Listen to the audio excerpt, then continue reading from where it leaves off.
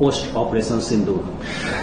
देखिए, प्रधानमंत्री नरेंद्र मोदी जी पूरे दुनिया में 60 डेलीगेशन भेज रहे हैं और मेरा डेलीगेशन आज जा रहा है और हम लोग Japan, south Korea, Indonesia, Malaysia और सिंगापुर जा रहे हैं। और लार्जली जो डेलीगेशन का पर्पस है वो ये है कि दशकों से जो हमारा देश है वो आतंकवाद झेल रहा है। सिर्फ और सिर्फ एक ही कंट्री से आतंकवाद आता है। टाइम एंड अगेन ये प्रूव हो गया है और हर एक समय जब भी ये घटना हुई, इंडियन गवर्नमेंट ने, सरकार ने सारा कुछ शेयर किया उनसे, चाहे डीएनए रिपोर्ट हो, कॉल डिटेलिंग्स हो।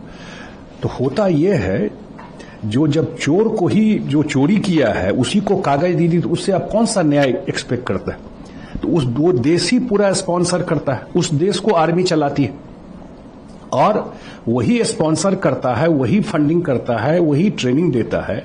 और जो 9 टेररिस्ट कैंप को अभी भारतीय एयरफोर्स ने हिट किया और उसका जो इमेजेज आ रहा है, तो सारा बात प्रूव हो गया कि वहां किस तरह का ट्रेनिंग होता था।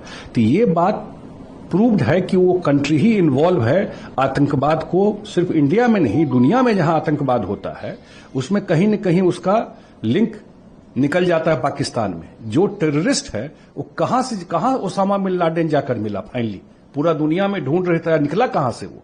तो इसलिए पता है कि पाकिस्तान जो देश है इसी पर थ्राइव करता है। ये बात जाके बताना, 1, और 2, जो प्राइम मिनिस्टर ने कहा है न्यू नॉर्मल, कि जो इंडिया वन साइडेड झेलता रहा, टाइम आ गया, एनफ इज एनफ।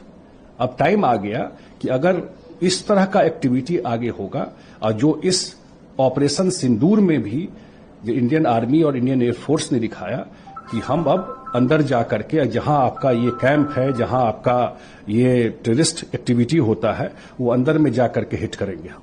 ये न्यू नॉर्मल है। लेकिन जिस तरह से ऑपरेशन सिंदूर में भारत ने आतंकवादी ठिकानों को टारगेट बनाया, इसके बाद फिर जो स्थिति बनी उसका भारत ने जवाब दिया, तो क्या आप दुनिया को यह बताने जा रहे हैं कि देखिए, हमने पाकिस्तान में सिर्फ वहां आतंकवादी इंफ्रास्ट्रक्चर को तबाह किया और आगे भी जब कार्रवाई होगा तब इसी तरह जवाब देंगे? बिल्कुल, ये तो टाइम एंड सरकार ने कहा है कि हमारा वहां के नागरिकों से हमारा कोई वो नहीं है। हम कभी भी, जैसे इंडिया ने किया उनके टेररिस्ट कैंप को, वो तो यहां के नागरिकों पर हिट करना शुरू कर रहे थे।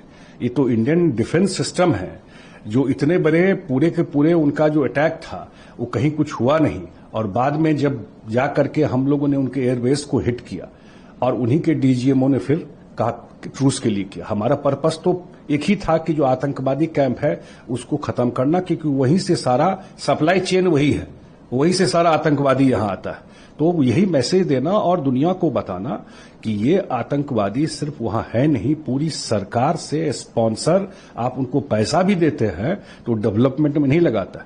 वो सारा का सारा उनका जो स्टेट पॉलिसी है वो आतंकवादियों को प्रमोट करने का।